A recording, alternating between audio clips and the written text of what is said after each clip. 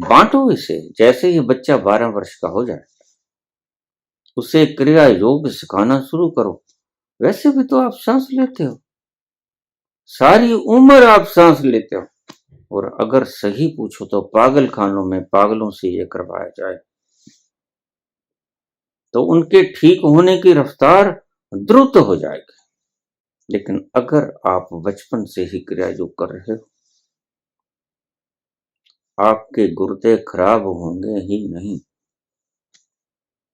आपका जिगर नहीं खराब होगा, और वो नींद नहीं होगी, वो योग निद्रा होगी। आप स्वतः ही ध्यान में प्रवेश हो जाओगे उस कालखंड में।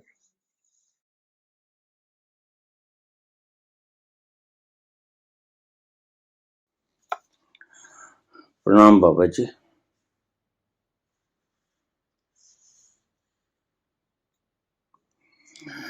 एक छोटा सा प्रश्न पहले लेंगे।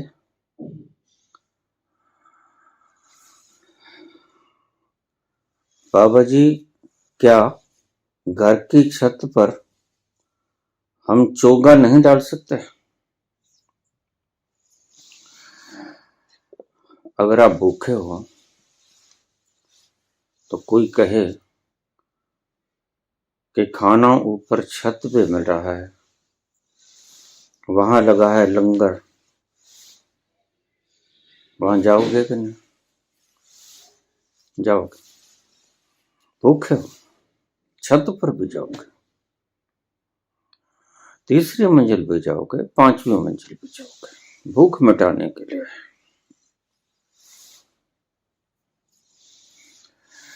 मैं जानता हूं तुमने ये प्रश्न क्यों किया है।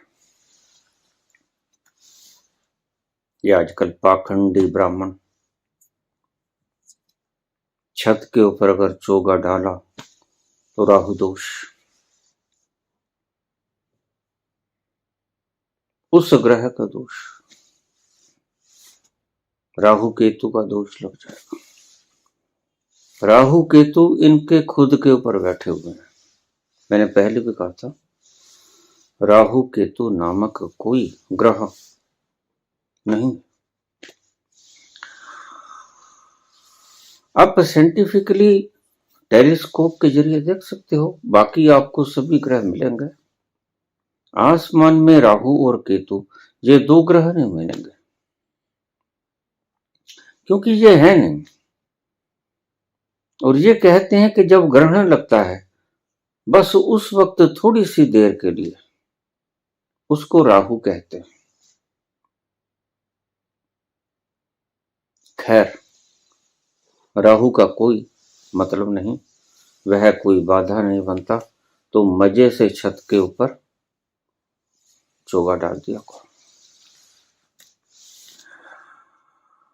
अगर इन पाखंडियों के कहने से तुम ये दान पुण्य करने से रुक गए, और कारण हो सकते हैं। मेरे घर की छत के ऊपर बिल्ली आ जाती थी, चोगा डाल देते थे, पंछी खाते थे और बिल्ली झपटा मारकर उन पंछियों को ले जाते थे। यह तो पुण्य ना हुआ, तो हमने उस जगह पे चोगा डालना बंद कर दिया। अन्य अन्य कारणों से अगर आप चोगा नहीं डालते तो बात और है। लेकिन अगर इसलिए आप चोगा नहीं डालते कि ब्राह्मणों ने कहा है, पंडित पुजारियों ने कहा है, तो देखिए किसी की भूख मिटाना और बेजुबान जानवर की भूख मिटाना, इससे बड़ा कोई पुण्य नहीं। ऊपर ही तो उड़ते हैं वो, छत के ऊपर डाल दोगे ज्यादा सहूलत होगी। नीचे आने से तो पंछी खुद भी डरता है।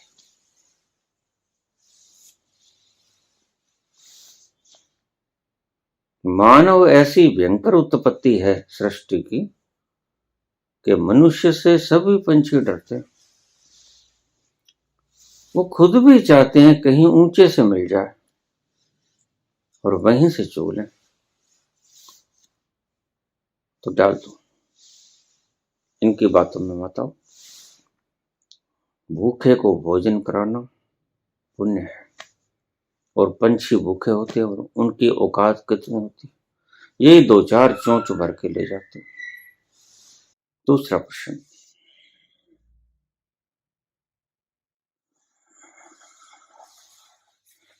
बाबा जी, जब क्रिया योग मैं करता हूँ, ध्यान में होता हूँ, तो उस वक्त मुझे दया की भावना पैदा होती है।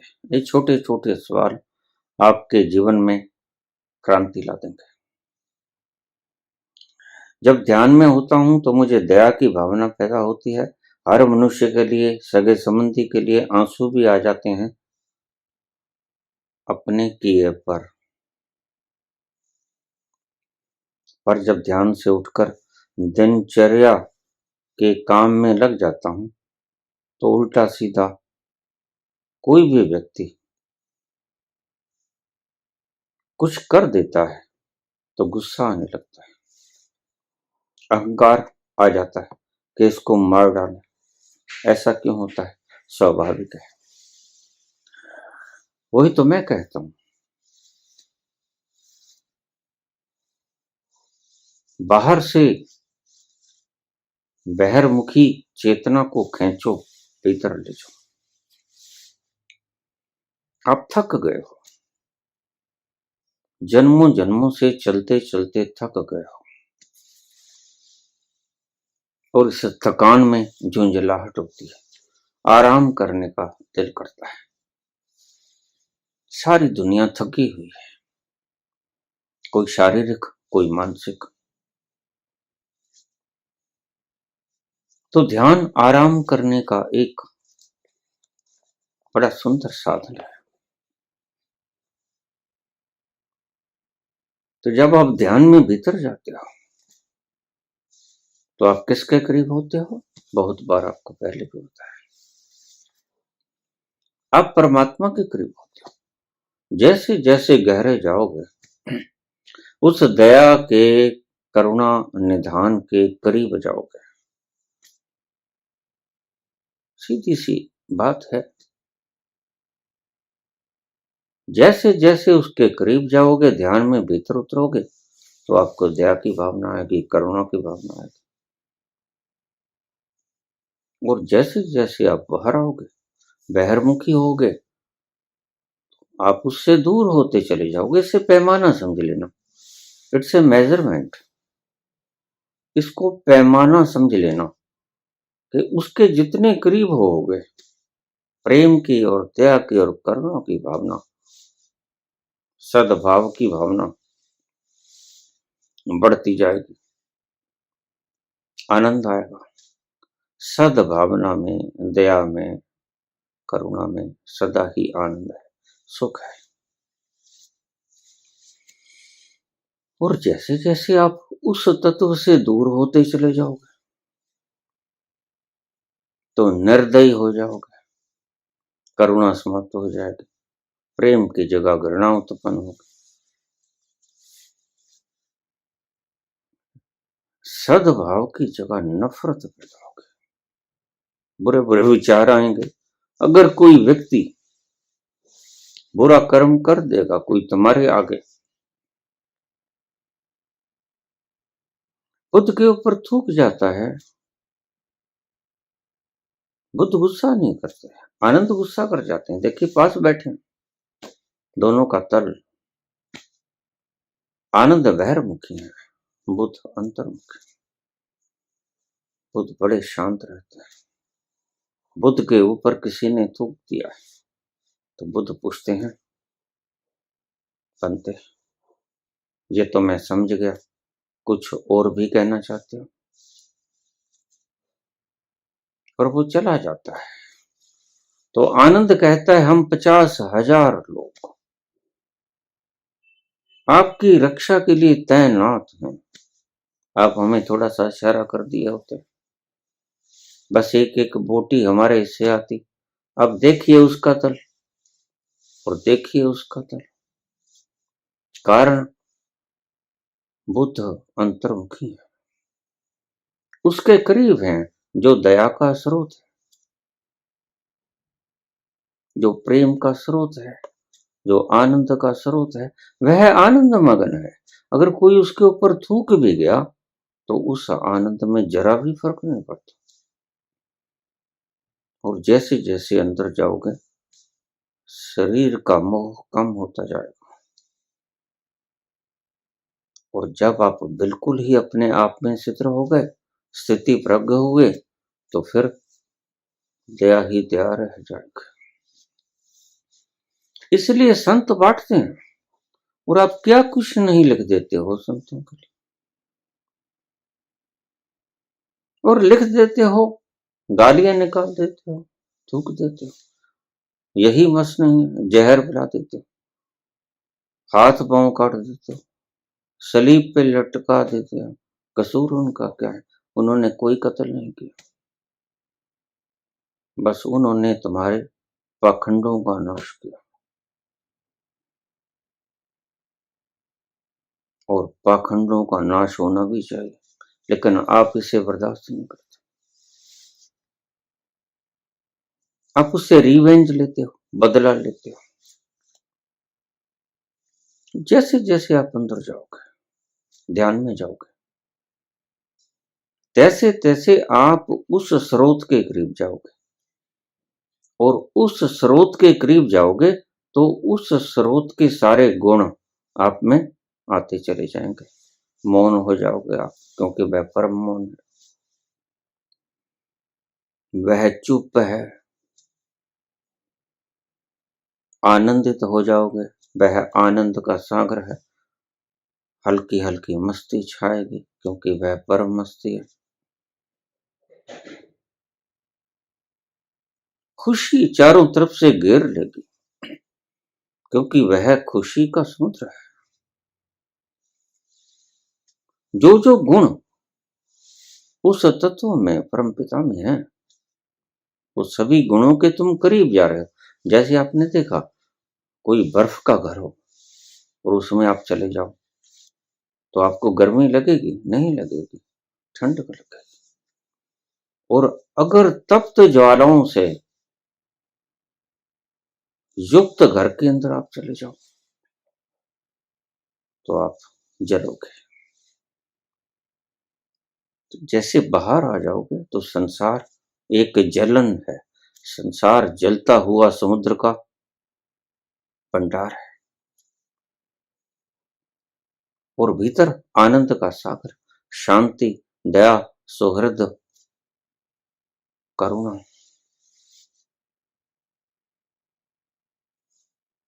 ये फर्क है।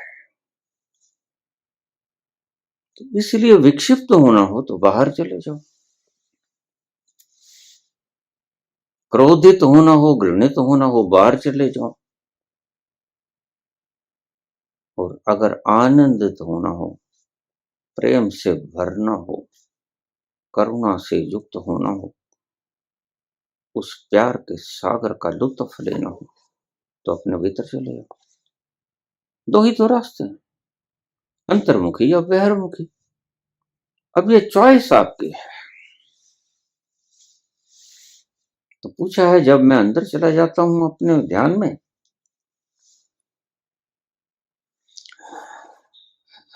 बाबा क्रिया योग के बाद ध्यान में होता हूं, तो उस वक्त मुझे दया की भावना पैदा होती है, हर मनुष्य के लिए, सगे संबंधियों के लिए, और अपने कृत्यों पर आंसू भी आ जाते हैं। पर जब ध्यान से उठकर बाहर दिनचर्या के कामों में लग जाता हूं, तो कुछ भी उल्टा सीधा कोई भी व्यक्ति कर देता है तो बड़ा गुस्सा आता है, इतना गुस्सा आता है कि इसे मार डालूं। ऐसा क्यों होता है? सीधी सी बात है, ध्यान में थे, उस गुणों के सागर के पास थे, उस करुणा अवतार के पास थे, उस मस्ती के खुमार के आलम में डूबे हुए आप उसके पास जाते हो। निश्चित ही उसकी तरंगें बहुत दूर तक फैलती हैं, लेकिन आप उससे भी जब दूर निकल जाते हो, जहां उसकी तरंगें काम करनी बंद कर देती हैं या घट जाती हैं, तो आपको संसार की तरंगें घेर लेती हैं। और संसार में तो यही नफरत है, घृणा है, दुर्भावना है, वहां लूटने की भावना है, भीतर दान की भावना है। जैसे जैसे तुम भीतर जाओगे दान करने की भावना आएगी, शरीर से भावना टूटेगी। जैसे जैसे बाहर जाओगे लूटने की भावना आएगी, इकट्ठे करने की भावना आएगी। तो संतों ने कहा अपरिग्रह, इकट्ठा मत करो, लेकिन इस इकट्ठा कैसे ना करें, ढंग क्या है, अपने भीतर उतरो। जैसे जैसे भीतर उतरोगे और अपने करीब जाओगे, अब बांटते जाओगे, इकट्ठा होना बंद हो जाएगा। जैसे जैसे तुम बाहर होगे, जितने बहिर्मुखी हो, उतना इकट्ठा करने की भावना प्रबल होती जाएगी। इकट्ठा करने की भावना अहंकार पैदा करती है। फिर उस अहंकार में जो अड़चन बनता है, आपको क्रोध आता है, और वो क्रोध विनाश का कारण होता है। फिर आपके मन में उठेगा कि हम उसे मार दें। ये स्वाभाविक है। क्रिया योग करने के बाद आपका शरीर ऑक्सीजनेटेड हो जाता है, और ऑक्सीजन हमारे शरीर के लिए बहुत जरूरी है। सच पूछो तो सबसे ज्यादा जरूरी ऑक्सीजन ही है। देखिए कोरोना काल में ऑक्सीजन के बिना ही लोग मर गए। थोड़े से मिनट के लिए अगर ऑक्सीजन ना मिले तो मस्तिष्क के तंतु मरने शुरू हो जाते हैं, शरीर के टिश्यूज मरने शुरू हो जाते हैं। तो क्रिया योग मैं इसलिए कहता हूं, 1000 बीमारियों का इलाज है क्रिया योग। मैं कल ही बात कर रहा था, मेरा बेटा हॉस्पिटल में एम्प्लॉय था, वहां एक छोटी सी लड़की आ गई।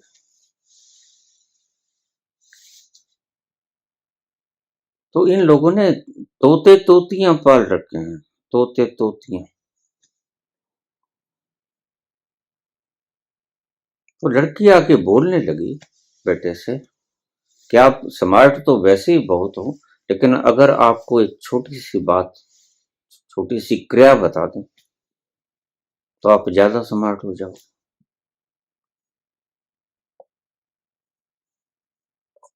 बेटे ने कहा हाँ बता दो, क्या फर्क पड़ता है। तो उसने कहा कि ऐसे सुदर्शन क्रिया है। ठीक है बता दो, लेकिन उसके लिए कुछ शर्तें हैं, फॉर्म भरना पड़ेगा, कुछ फीस देनी पड़ेगी, शिविर आयोजित करने पड़ेंगे, हम आपको तरीका समझाएंगे।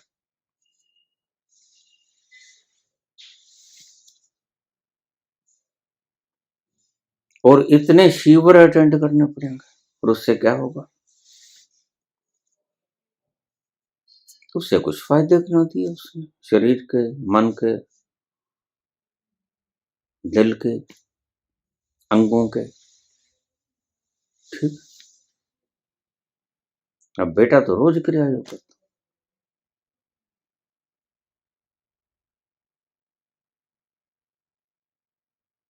उसने तो क्रिया योग कर करके छोड़ दिया, इतना किया। 40 वर्ष मैंने लगातार किया, 2 घंटे रोज। तो कहता अगर मैं तुझे कुछ ऐसा बता दूं, हींग लगे ना फटकड़ी, रंग भी चोखा दे, और देखो जो मैं बताऊंगा उससे तब तुम्हें कभी कोई हार्ट अटैक नहीं आएगा। बड़े बड़े रोग, हार्ट अटैक नहीं आएगा, तुम पागल नहीं होगे, पागल नहीं होगे। तुम्हारा जिगर सही काम करेगा, तुम्हारी किडनी सही काम करेगी। 1000 बीमारियों का इलाज क्रिया योग। और कोई पैसा नहीं लूंगा, कोई आपको बंधन में नहीं डालूंगा कि इतने बजे आओ जाओ, इतने बजे जाओ, कोई फॉर्म नहीं भरना पड़ेगा, सहज क्रिया।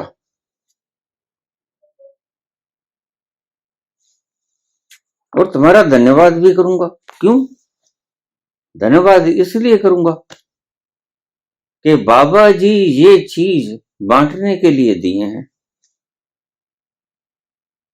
कि पैसा कमाने के तो बहुत हैं, बांटने वाला कोई नहीं, इसे आप बांटो। और ये सुपीरियस्ट है। मैंने आपको बताया कि इस क्रिया को मैंने खुद नहीं खोजा। शंकर मंदिर में बैठा भगवान शिव की कृपा से मुझे इस क्रिया योग को बतलाया गया और उन्होंने कहा कि इसे करने वाला व्यक्ति, देखिए मृत्यु तो एक दिन सभी को आएगी, वो क्रिया योग करता है, चाहे अनापान करता है, चाहे सुदर्शन करता है, चाहे कुछ और करता है, मृत्यु तो वैसे भी आती है।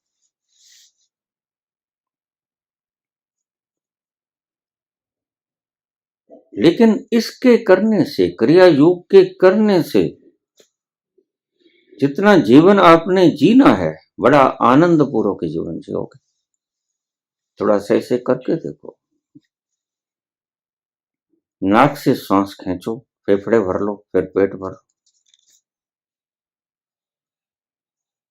और फिर श्वास को एकदम से मुंह से छोड़ दो। नाक से लेना, मुंह से छोड़ना। जितनी देर आप इसे कर सकते हो इसे करो और आप पाओगे कि एक मदहोशी छाने लगी। फ्रॉम द वेरी बिगिनिंग यही 10-20 श्वास लोगे, हल्की हल्की खुमारी छाने लगी। और फिर इसे बैठ के कर सकते हो, लेट के कर सकते हो,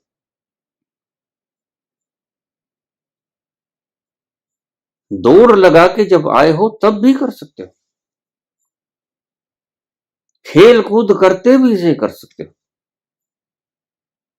सफर के दौरान भी इसे कर सकते हो, सैर करते करते भी इसे कर सकते हो, आराम से बैठ के चौकड़ी मार के भी इसे कर सकते हो। किसी विशेष आसन की जरूरत नहीं। और ये करने में आपको किसी को कुछ नहीं देना पड़ता। फिर आप ये क्यों नहीं करते? क्योंकि आपके भीतर ये बात जच गई है। पुनरुक्ति करते करते करते करते करते ये बात जच गई है कि मुफ्त कुछ नहीं मिलता। आपको पता नहीं, जो अमूल्य चीजें हैं वो मुफ्त ही मिलती हैं। इस शरीर के लिए आपने क्या पे किया है? ये किडनीज के लिए, लीवर के लिए, ये पैंक्रियास के लिए, ये सारे हार्ट के लिए, तामझाम के लिए, फेफड़ों के लिए आपने क्या पे किया है? और हर पल जो परमात्मा आपको ऑक्सीजन दे रहा है, प्राणवायु, इसके लिए आप क्या पे करते हैं? जितनी अमूल्य चीजें हैं जिनका कोई मूल्य नहीं, वो सब मुफ्त मिलते हैं। और जितना कूड़ा है वो सब मोल से मिलता है। सबसे ज्यादा अमूल्य चीजें मुफ्त मिलती हैं, तो ये मुफ्त ही आपको मिलता है। बांटो इसे। जैसे ही बच्चा 12 वर्ष का हो जाए उसे क्रिया योग सिखाना शुरू करो।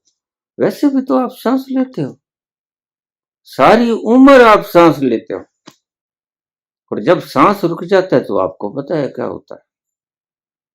तो थोड़ा सा लंबा ही सांस लेना है ना, क्या हो जाएगा उससे?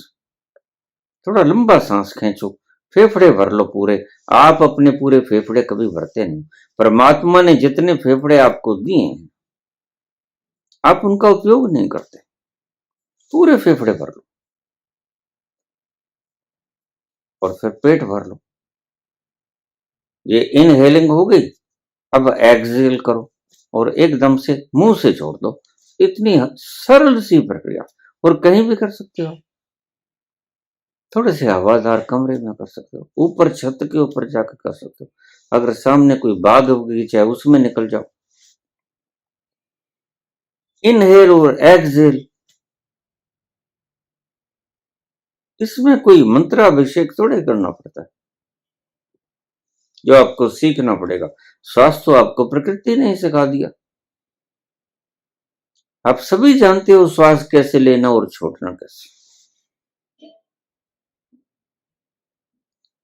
क्रिया योग करने वाला व्यक्ति पागल नहीं होगा। पहली बात, सबसे बड़ा तंत्र जो हमारा सबसे बड़ा इंस्ट्रूमेंट है, स्टीयरिंग, जो सारे शरीर और जीवन को चलाता है, तुम पागल नहीं होगे कभी। और अगर सही पूछो तो पागल खानों में पागलों से ये करवाया जाए तो उनके ठीक होने की रफ्तार द्रुत हो जाएगी, बहुत जल्दी ठीक हो जाएंगे। 12 वर्ष के बच्चे को ये शुरू करवा दो। सारे जीवन भर जैसे आप रोटी खाते हो, पानी पीते हो, ऐसे ही नियम बना लो, किसी भी वक्त करो। सर्दी के मौसम में ज्यादा ठंडक में नहीं करो, कुछ लोग नजले जुकाम से पीड़ित हो जाते हैं, थोड़ा धूप निकलने के बाद कर दो। वातावरण में ऑक्सीजन तो उतनी ही मात्रा में रहेगी जितनी मात्रा में है। 21% ऑक्सीजन है, 78% नाइट्रोजन है हमारे वातावरण में, और बाकी 1% सभी गैसेस हैं, जिसमें कार्बन डाइऑक्साइड, ओजोन वगैरह वगैरह सब। ये हमारी एटमॉस्फेरिक संरचना है, तो ज्यादा घटने को नहीं है। अगर सूरज निकल गया तो भी ऐसा नहीं है कि वातावरण में ऑक्सीजन घट जाएगी, नहीं। हाँ, सूरज के निकलने से थोड़ी ताप हो जाएगा, और जिन लोगों को नजला जुकाम वगैरह की तकलीफ होती है, सर्दी लग जाती है जल्दी, थोड़ा धूप निकलने के बाद करें या धूप के अंदर बैठ के करें। अपने शरीर की अवस्था के हिसाब से इस क्रिया योग को करें, लेकिन इसको छोड़े नहीं, जैसे आप खाना नहीं छोड़ते।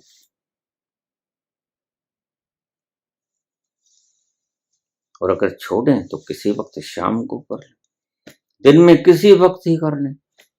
मैं तो अक्सर कहता हूं, जो लोग ऑफिस जिस में जाते हैं, जब भी आपको वक्त मिले, 2 मिनट का, 4 मिनट का, 5 मिनट का, बाहर निकलो। आप ऐसी जगह चल जाओ जहां शुद्ध वायु हो, वहां थोड़े से लंबे लंबे सांस लिए, 10-20, और वापस आ गए।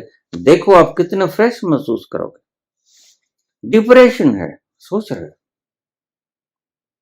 आप सोच रहे हो, दिमाग पर कोई बोझ है, निकल जाओ बाहर किसी बाग बगीचे में, 10-15 मिनट वहां घूमो, लंबे लंबे सांस लो, मुंह से छोड़ो, नाक से लो, लंबे लंबे सांस लो, देखिए फुर्र हो जाएगा।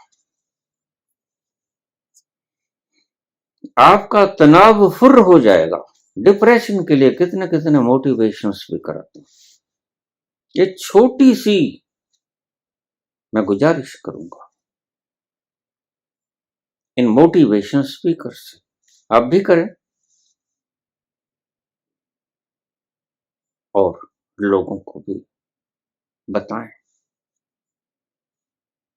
वैसे भी पुण्य का काम आप पहले से कर रहे हो,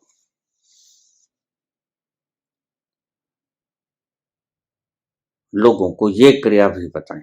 सुबह उठें, जब भी आप तनाव में हो, जब भी किसी चिंता ने घेर लिया है, तो अन्य जो आप करते हो करते रहो, लेकिन थोड़ा सा खुले में चले जाओ और ये श्वास लेना शुरू कर दो। आप पाओगे चिंता गायब, मदहोशी शुरू, आपको पता ही नहीं चलेगा मैं क्या सोच रहा था। अब शराब क्यों पीते हो शाम को? भूलने के लिए। कुछ चिंता है, कुछ बोझ है, कुछ डिप्रेशन है,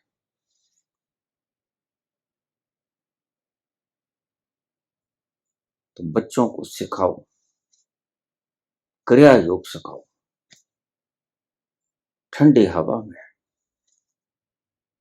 सर्दी के मौसम में थोड़ी सी हल्की सी गर्माइश में, सूरज निकलने के बाद लंबे लंबे सांस लो, नाक से सांस लो, मुंह से छोड़ो, नाक से सांस लो, मुंह से छोड़ो। बाकी तो जो फायदे होंगे होंगे। आपकी कुंडलनी शक्ति जागेगी और कोई आपको नुकसान नहीं पहुंचाएगा। आपके सभी चक्र खुलेंगे, आपका ब्रह्मरंध्र खुलेगा, आपकी पीनियल ग्लैंड सक्रिय हो जाएगी। कितने गुण गिनाऊं आपको, मुख्य मुख्य मैंने गिना दिए। आपके गुर्दे कभी खराब नहीं होंगे, और जिनके गुर्दे खराब हैं वो डॉक्टर से कंसल्ट करके, क्योंकि गुर्दों के ऊपर भार पड़ा तो मुश्किल हो जाएगा। लेकिन अगर आप बचपन से ही क्रिया योग कर रहे हो, आपके गुर्दे खराब होंगे ही नहीं, आपका जिगर नहीं खराब होगा, आपको डिप्रेशन नहीं आएगा। ओसीडी की बीमारी वाले लोग इसका अभ्यास करें, जरूर करें। बहुत से ओसीडी के पेशेंट बड़े सुंदर रिस्पॉन्स आए, उनके पॉजिटिव रिस्पॉन्स कि बाबा हम बहुत ठीक होने जा रहे हैं, और एक दिन ठीक भी हो गए। 1000 रोगों की एक दवा, और बिल्कुल मुफ्त। कुदरत जब आपको नवाजती है किसी रहमत से, तो उसका कोई मोल नहीं लेते। स्कूल्स में लागू होना चाहिए क्रिया योग। आप परेड करवाओ, पीटी परेड करवाओ, और फिर बच्चों से बोलो कि अब आप जितनी मात्रा में ये श्वास, ऊंचे ऊंचे श्वास लेना और छोड़ना कर सकते हो, ये करो। तो आप पाओगे बच्चों के ब्रेन कॉम्पिटिटिव हो गए, कंपटीशन लड़ने के योग्य हो गए। सिर्फ एक छोटी सी क्रिया आपको 1000 फायदे देगी, और इसके लिए आपसे कुछ नहीं लिया जाएगा। जो भी सुनेगा वह जहां भी है हरियाली के वातावरण में निकल जाए। आजकल तो सब जगह बड़े बड़े शहरों में बड़े बड़े पार्क बनने शुरू हो गए हैं, वहां निकल जाओ और क्रिया योग करो। टेंशन, डिप्रेशन आज एक खतरनाक बीमारी हो गई है। इस डिप्रेशन के कारण बहुत से लोग आज सुसाइडल प्रवृत्ति में जा रहे हैं। इतने मोटिवेशन स्पीकर्स की जरूरत क्यों है आज? क्योंकि हमारे आसपास के सर्कमस्टेंसेस ऐसे हो गए। तो घबराइए मत, जिसको सुनना है सुनिए, जो करना है करिए, लेकिन कृपा करके आप 10 मिनट के लिए, 15 मिनट के लिए, ज्यादा कर सकते हो तो बहुत अच्छा है। ये क्रिया योग अवश्य करिए। क्रिया योग क्या है? लंबे लंबे सांस लेना, फेफड़ों को भर लेना पूरा, फिर पेट को भर लेना, और सारे श्वास को मुंह से छोड़ देना। फिर दूसरा श्वास ले लो तुरंत, फिर मुंह से छोड़ दो। अगर आप इस श्वास को थोड़ी देर रोक सकते हैं, हल्का सा, यही कोई 5-7 सेकंड के लिए, तो आपको ज्यादा आनंद आएगा। श्वास लिया, 5-7 सेकंड के लिए रोक दिया, उसको कुंभक कहते हैं। तो श्वास आप इनहेल करते हो उसको पूरक कहते हैं। फिर थोड़ी देर रुको, उस श्वास को भीतर रहने दो, आपको बड़ा आनंद आएगा, लज्जत आएगी। फिर उसको बाहर इन एक्सहेल कर दो, उसको रेचक कहते हैं। ये पूरी प्राणायाम की व्यवस्था हमारे ऋषियों की थी, पूरक, कुंभक, रेचक। लेकिन व्यवस्था थोड़ी बदली, नाक से श्वास लेना, मुंह से छोड़ना। उससे क्या होगा, आपको एक्स्ट्रा बेनिफिट मिलेगा। आपकी कुंडलिनी शक्ति जो सुप्त पड़ी है, सुप्त जागृत हो जाएगा और ब्रह्मरंध्र आपका जागृत हो जाएगा। सभी चक्र खुलने में शायद आपको पता ही नहीं लगेगा आपके चक्र कब खुल गए। आप में अलग अलग तरह की अलौकिक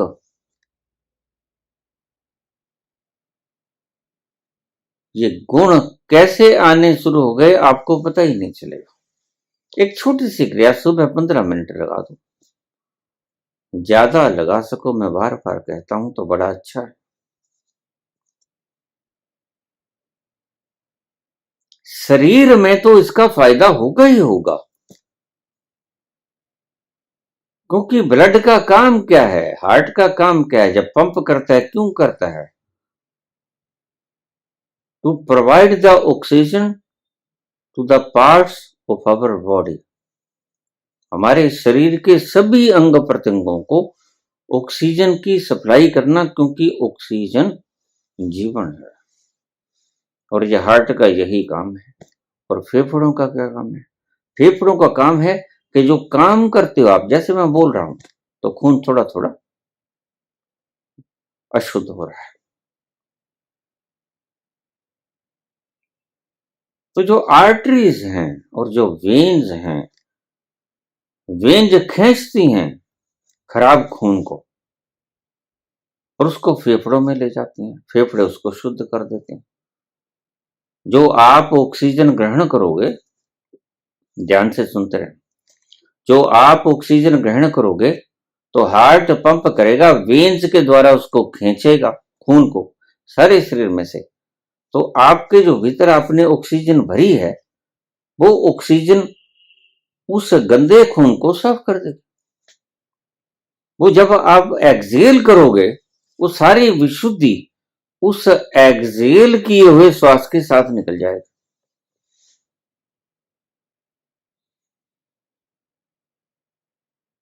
हार्ट का यही काम है, टू पंप, और फेफड़ों का यही काम है, टू प्यूरिफाई। और ऑक्सीजन का वाहक है हमारा रक्त, उसे पंप करता है हमारा हार्ट। उसके भीतर होती है हीमोग्लोबिन, और haemoglobin is a carrier of oxygen. वो ऑक्सीजन को साथ लेके जाती है। जितना हीमोग्लोबिन आपके भीतर होगा, उतना ज्यादा खून संचालित होगा, प्रवाहित होगा, और आपका अंग अंग शुद्ध रहेगा। ये सारी प्रोसेस है। तो क्रिया योग सिर्फ मात्र श्वास लेने की प्रक्रिया नहीं है, भविष्य को बड़ा सुरक्षित करती है। भविष्य के लिए एक बचाव का बड़ा साधन है। आप मस्त हो जाते हो, थोड़ी देर के लिए आपको योग निद्रा भी आ सकती है। तो योग निद्रा के लिए शिविर आयोजित मत करो, जरूरत नहीं है। आप देखोगे थोड़ा सा ज्यादा आप क्रिया योग कर लो तो योग निद्रा अपने आप ही आएगी, आपको नींद आनी शुरू हो जाएगी। और वो नींद नींद नहीं होगी, वो योग निद्रा होगी।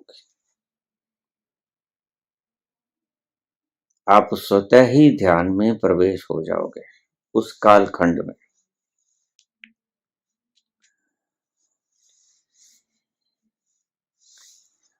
जब क्रिया योग के बाद ध्यान में होता हूं तो उस वक्त मुझे दया की भावना होती है, क्योंकि आप दया के समुद्र के करीब होते हो। ध्यान में आप आनंद के, दया के करुणा के, मस्ती के समुद्र के करीब होते हैं। इसलिए बड़ी ठंडक आती है, बड़ी लज्जत आती है, बड़ा आनंद आता है। आप बड़े खुश होते हो, आपका रोम रोम खुशहाली से भर जाता है। और जब बाहर आता हूं तो निश्चित आप उस तल से दूर होते हो। तो एक मैथमेटिकल कैलकुलेशन है। तो जितना उससे दूर होगे उतना आप डिप्रेशन में भी होगे। इसलिए क्रिया योग ध्यान में जाने के लिए सहायता करता है, तो आप खुश होते हो। जब आप बहिर्मुखी होगे तो उस तत्व से दूर हो जाओगे, परमात्मा से, जो आपके ही भीतर विद्यमान। और आप दूर हुए तो आप दुखी हुए, आप उसके करीब आए तो आप सुखी हुए। ये तो एक मैथमेटिकल कैलकुलेशन है।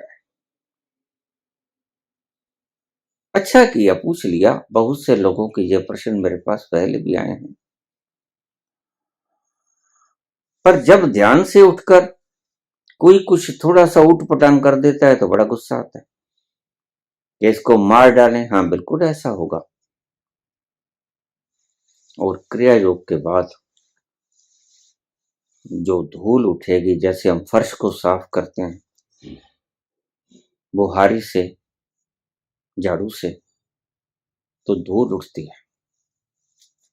वो धूल उठेगी आपके भीतर, अचेतन मन के भीतर आपके बहुत से संस्कार भरे पड़े हैं। तो क्रिया योग उनको उखाड़ेगा और धूल आपके चेतन में आएगी। तो उस धूल को आपने रेचन करना है बाहर वातावरण में। वो आप जो पुरानी वीडियोस हैं मेरी करीब, वो काफी इस मसले पे आपको मिल जाएंगी। उन्हें आप अच्छी तरह से पढ़ो कि उनको बाहर वातावरण में फेंकना कैसे, how to excrete, how to eliminate. उनके साथ चिपक नहीं जाना है। वह जो क्रिया योग के बाद आपके भीतर गुस्सा आता है, वह आप एकांत स्थान में जाके एक्सक्रीट कर दिया करो, तो फिर आप हल्के हो जाओगे। ये आप भूल गए, प्रश्नकर्ता ये भूल गया कि मैंने योग क्रिया योग के बाद जो धूल उठती है वह चेतन में आती है, अचेतन से उठकर, और चेतन में आती है बाहर निकलने के लिए।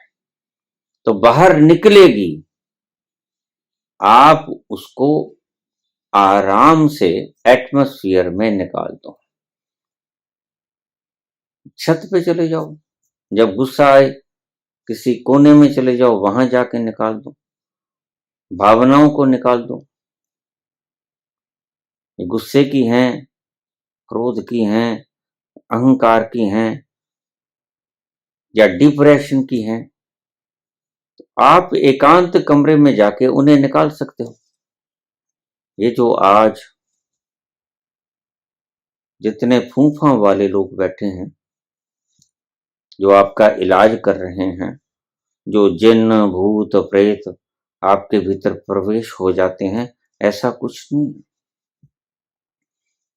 ये मानसिक बीमारियां हुई क्यों हैं? हुई इसलिए हैं कि हमने दबाया है, सब कुछ दबाया है। कुछ धर्म ऐसे हैं, आज भी हैं, नए जन्मे हैं,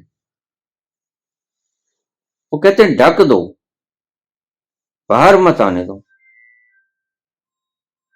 दबा दो, अच्छी अच्छी चीजें सोचो, और जो कूड़ा है भीतर उसको दबा दो। और इस दबाने का परिणाम को क्या होगा? विस्फोट। फिर कोई देवी आएगी, फिर कोई हनुमान आएगा, फिर कोई काली आएगी, फिर कोई जिन्न आएगा, फिर कोई निकालने वाला लठ लेके बैठ जाएगा, बैरागन लेके बैठ जाएगा, फूंफा करेगा, हुम हाम करेगा। तो सब आपको पागल बनाने के षड्यंत्र।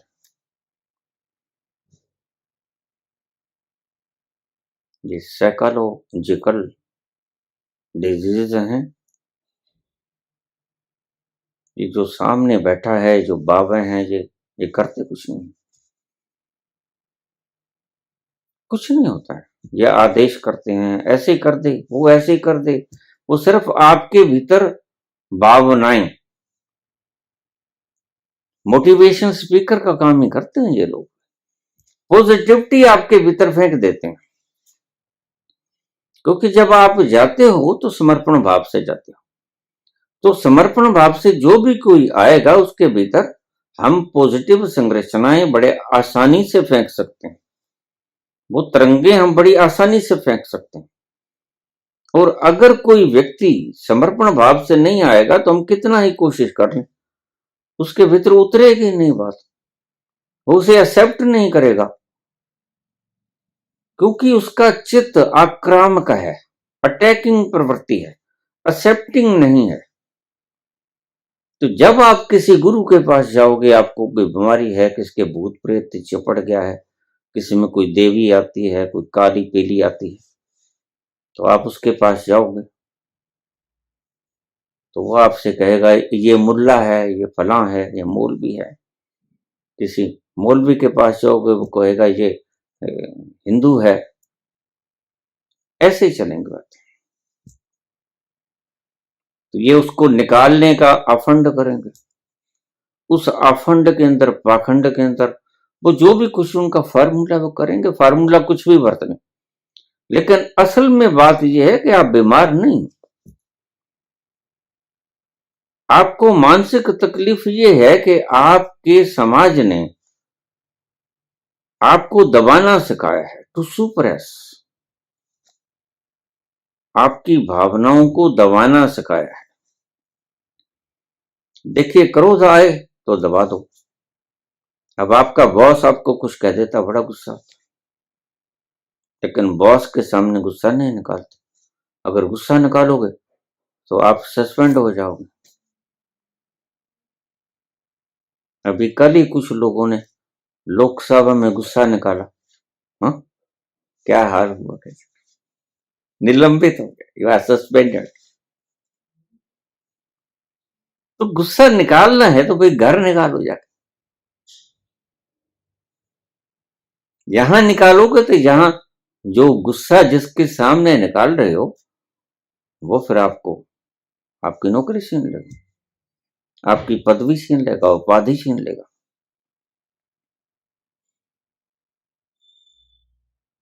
ये सब दबी हुई भावनाएं हैं जो आपके राह बताने वाले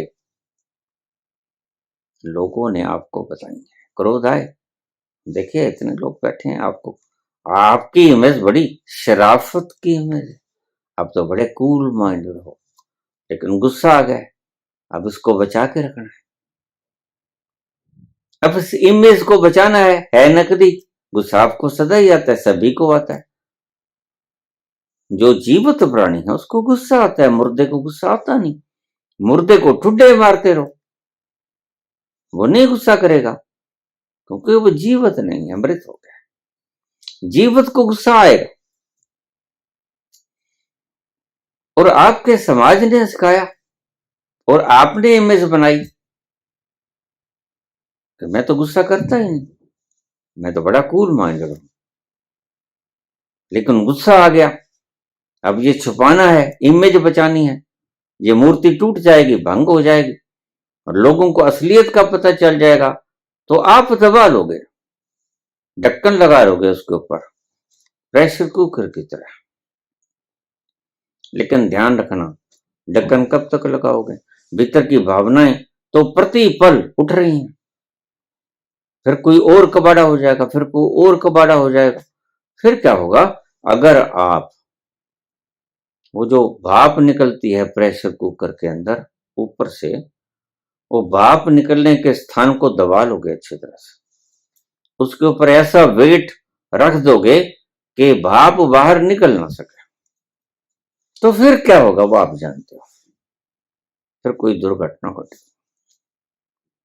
ये जो दुर्घटनाएं घटती हैं इसके बेस में नहीं जाते लोग। ये जो बलात्कारों का होना, मार देना। जितने भी अपराधी लोग हैं, अगर उनको क्रिया योग सिखाया जाए, मेरा दावा है इस बात का, अपराध दुनिया में कम हो जाए। क्यों? क्योंकि अपराध पैदा होते हैं वृत्तियों से, मूलभूत कारण, और वृत्तियां आपने निष्कासित कर दी एटमॉस्फेयर में क्रिया योग के द्वारा, और वो वृत्तियां ही कारण बनती हैं आपके अपराध करने के। जब आपने कारण को ही समाप्त कर दिया, इसको, इस प्रवचन को बहुत नेह चाह से सुनना है। अपराध करते हो वृत्तियों के कारण, वृत्तियां पैदा होती ही रहती हैं जीवित व्यक्ति में।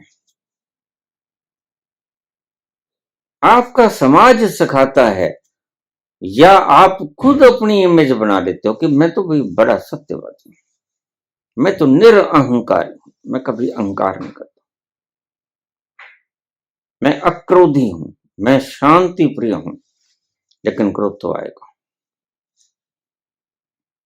क्रोध आएगा। एक अवस्था है जहां क्रोध आएगा नहीं, जहां ना क्रोध आएगा ना प्रेम आएगा, दोनों चीजें नहीं आएगी। ना नफरत आएगी ना प्रेम आएगा। जहां ना भय आएगा ना साहस आएगा। वो तल है जहां जाकर आप स्तुति प्रग हो जाते हो, बस आप मस्त हो, आनंदित हो। चारों तरफ वाज्य नाद अनेक असंख्य, केते वापन हारे, केते राग परीशों कहूं, केते गावन हारे। बुल्ले शाह कहते हैं, मस्जिद कोलों जेवड़ा डरिया, ये जीव डर गया मस्जिद के पास, जा ठाकर दे डेरे वड़िया, ठाकर के डेरे में चला गया। समझाने की बातें हैं, जैसे शब्द हैं वैसे ही प्रयोग करेंगे। जिथे वजदे नाद हजार, वहां हजारों प्रकार के नाद बजते हैं। देखिए, सभी संतों का एक ही अनुभव, कहने के अल्फाज अलग अलग हैं। इश्क दी नमियों नमी बहार, नई नई बहारें हैं, ऐसी हस्ती मस्ती चढ़ती हैं जिनका वर्णन नहीं किया जा सकता। तो ये वृत्तियां हर पल पैदा होंगी। जैसे तुम बाहर आओगे ध्यान से, तो आप दूसरों के संपर्क में आओगे, और बाहर, अब यहां क्यों इतनी शांति, इतना आनंद है। मैं एक कमरे में यहां बैठा हूं, यहां आकर लोग मुझे पूछते हैं कि मैं सिर्फ 5 मिनट के लिए, 10 मिनट के लिए यहां आया हूं, और जब देखते हैं तो 4 घंटे हो जाते। क्या हुआ? वक्त खो गया, आनंद में वक्त खो जाता है। जैसे रात को निद्रा में आपका वक्त खो जाता है, खो जाता है, आपको पता नहीं चलता आप कितने घंटे सोए। वैसे ही जहां ऐसा व्यक्ति बैठा होगा जो स्थिति प्रज्ञ होगा, जो अपने ही स्वभाव में स्थित होगा, उसके भीतर से एक अलग तरंगे निकलनी शुरू हो जाएंगे, और उन तरंगों को और तो कोई पिएगा नहीं, आसपास का सामान पिएगा। ये दीवारें पी जाएंगी, ये छत पी जाएगी, यहां पड़ी हुई चीजें पी जाएंगी। इसलिए हमें, आपको जानकर बड़ी हैरानी होगी कि मोहम्मद का एक बाल रखा गया है संभाल कर। क्या है उस बाल में? वो उसकी तरंगों को पी गया, और उससे बड़ा कोई खजाना नहीं। यही कारण था कि मृत समाधिस्थ व्यक्ति को उसका एक एक बाल, सब कुछ संपूर्ण, उसको समाधि दे दी जाती थी, गड्ढा खोद कर, कि यह सुरक्षित रहे, इसकी तरंगें बाहर फैलती रहें, स्कैटर होती रहें, और उसके आसपास जो बैठेगा, आपने देखा होगा कुछ कुछ जगह आप जा रहे हो, अचानक जा रहे हो, कुछ सोचते हुए जा रहे हो, लेकिन आप एकदम से ठहर जाते हो, आपको एकदम से खुशी मिलती है उस जगह को क्रॉस करते हुए। आप समझ नहीं पाते कि क्या है, अवश्य ही वहां कोई संत पुरुष की दफन की हुई बॉडी होगी, संत पुरुष की। ऐसे तो कब्रें जगह जगह पे है, फिर तो आप शमशान घाट में जाकर बैठ जाओ, लेकिन संत पुरुष की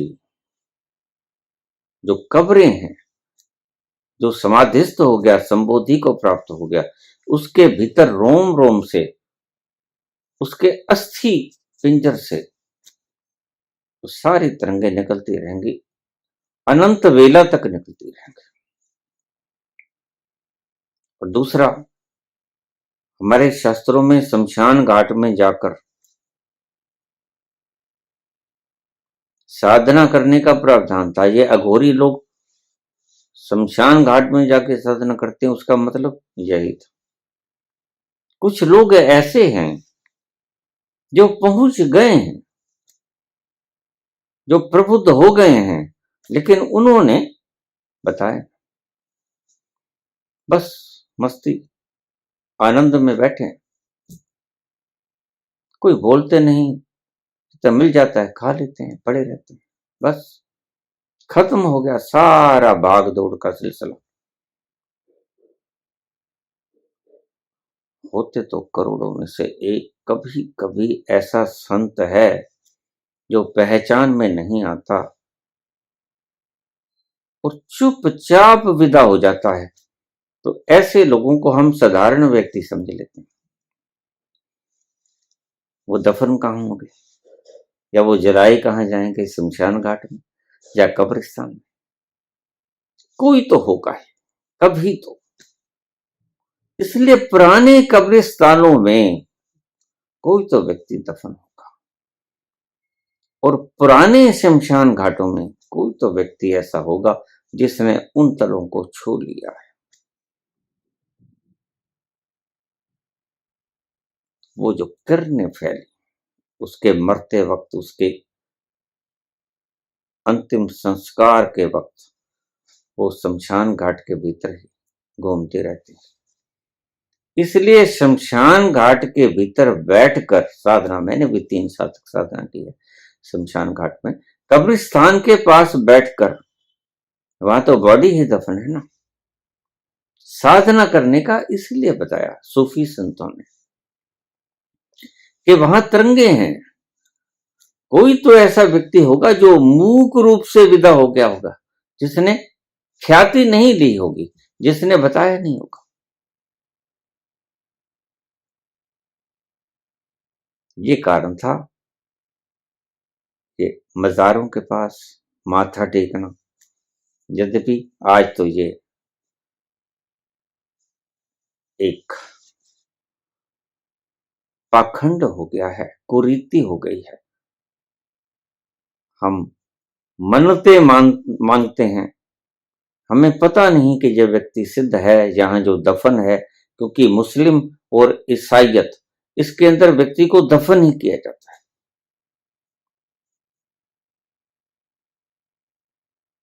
तो हम मस्जिद, मीनारों पे और कब्रिस्तानों पे जाके माथे रगड़ते हैं, मन्नत मांगते हैं।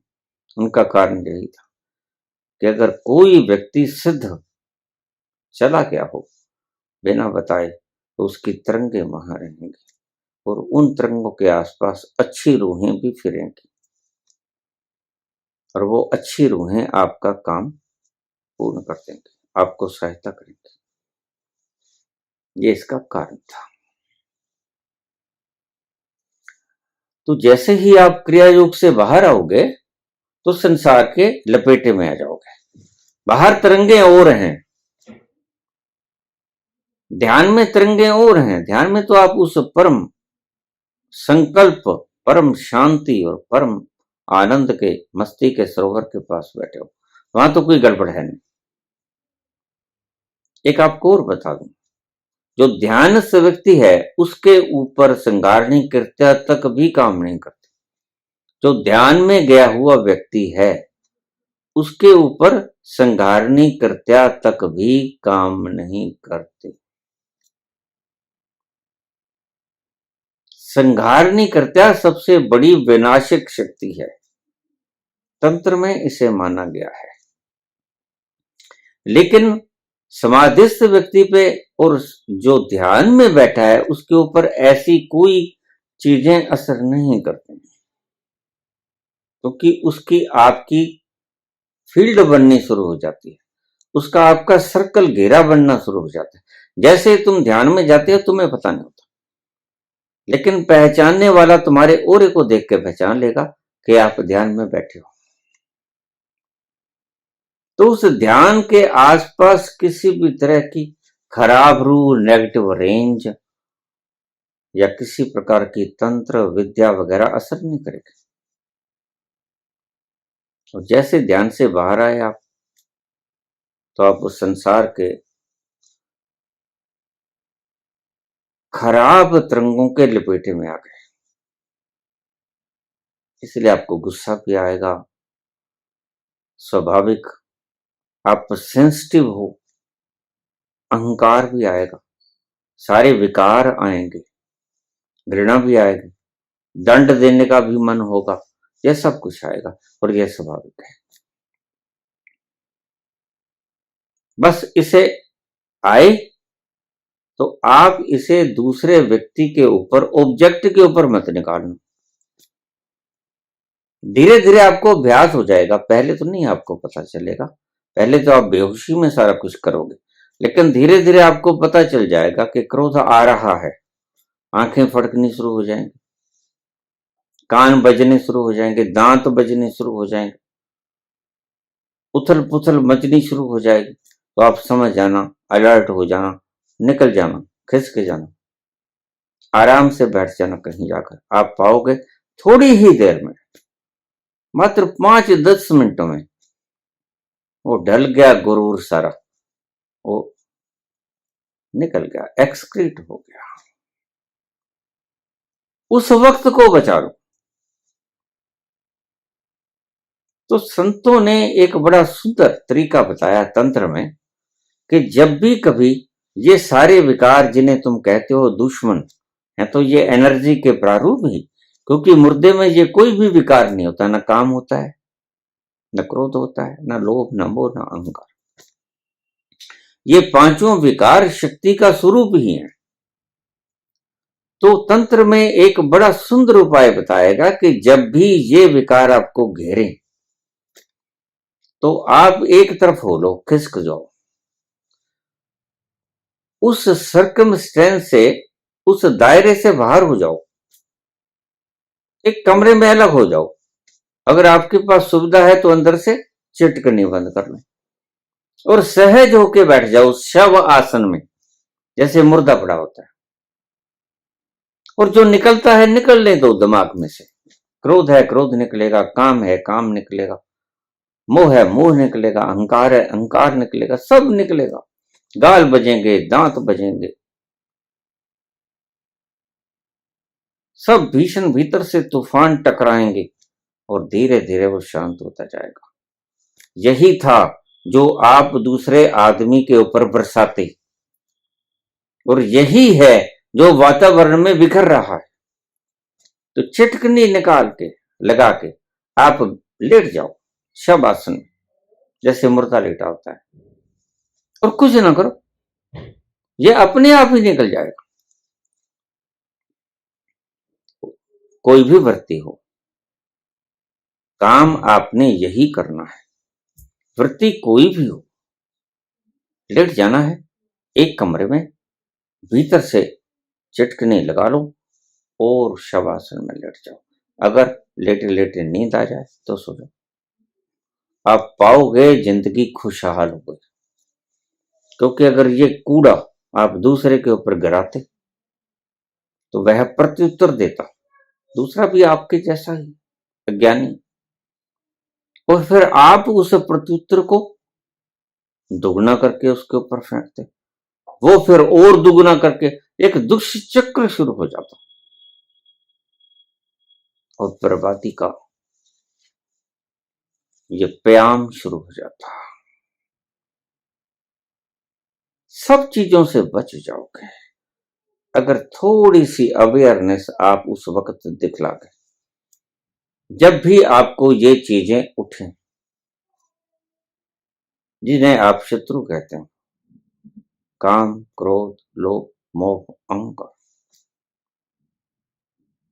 आपको पता चलेगा। शुरू शुरू में नहीं, लेकिन अभ्यास करने से आपको समझ आएगी कि अब मुझे क्रोध आ रहा है।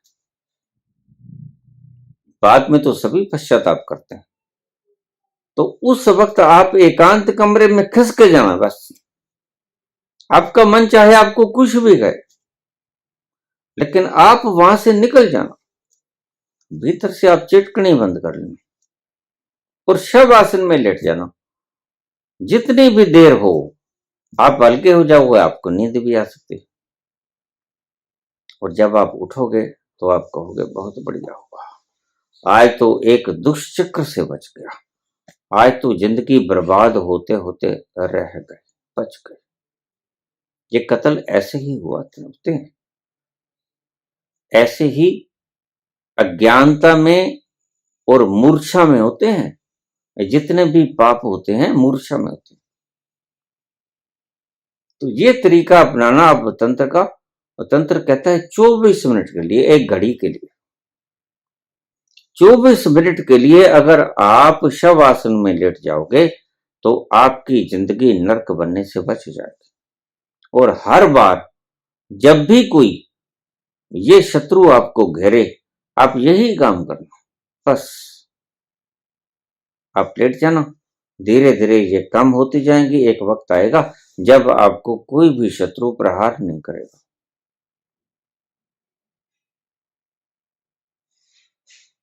आपने प्रश्न पूछा कि ध्यान में जाता हूं तो उसका मैंने बताया कि आप परमात्मा के करीब होते हो, तब तो आपको कोई डरने की जरूरत नहीं। आप अपने भीतर जाते हो, बड़ा आनंद आएगा, और जैसे बाहर आते हो मुश्किल, तब फिर उससे कैसे बचें, उससे ऐसे बचें।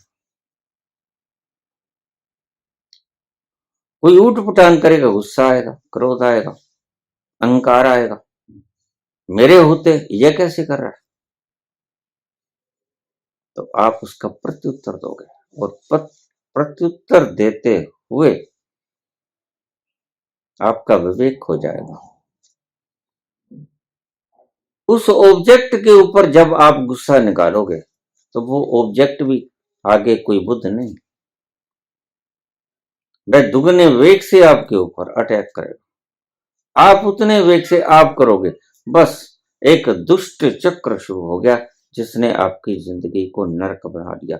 घरों के जितने झगड़े, पति पत्नियों में जितने झगड़े, बाप बेटों में, माँ बेटे में, माँ पुत्री में जितने भी झगड़े हैं, उनका कारण जब आपको ऐसा कुछ आए तो आप ये तरीका अपनाना। पुराने जमाने में शायद आपको पता ना हो, कोप भवन बनाया करते थे राजा लोग। ये जो केकई को जब गुस्सा आया कि मेरे होते हुए मेरे पुत्र को राज क्यों नहीं दिया, चहेती तो केकई है दशरथ की, और राज मिल रहा है कौशल्या के पुत्र को। विवेक हो जाता है उस वक्त। तो कोप भवन में चले गई। वो बस कोप भवन वो कमरा था जिसको मैं कहता हूं कि एकांत कमरे में चले जाना और चिटकने लगा, और खूब गुस्सा हुई, वो तोड़ फोड़ दिया सब कुछ उसने, श्रृंगार उतार दिया, श्रृंगार के सब साधन तोड़ दिए, शीशे तोड़ दिए। हम दिखाते हैं ये चीजें, उसका कुपित चेहरा दिखाते हैं। ऐसा ही होता है। तो संत कहते हैं तंत्र में कि 24 मिनट के लिए आप वो वक्त चूक जाओ, खिसक जाओ परे, या कोई पलायन नहीं है, अच्छे के लिए है, आपकी जिंदगी स्वर्ग हो जाएगी। धन्यवाद।